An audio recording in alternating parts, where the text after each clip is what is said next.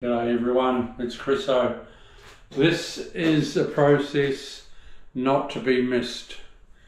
It's the sealing of all my walls before waterproofing. I'll show you in a sec. Hey, it's Chriso. This is a process not to be missed.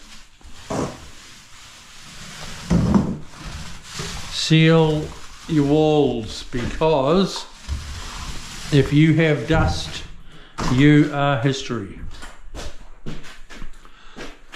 I'll come back to you shortly. See the dust there? This just binds it all together.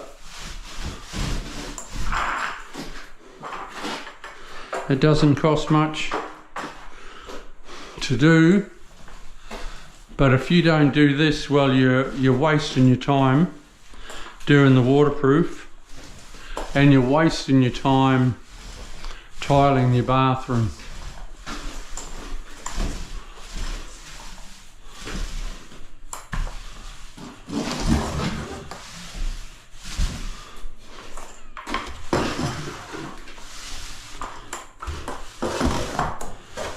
It's just picking up the dust, gluing it all together, and then you've got a good surface to glue to.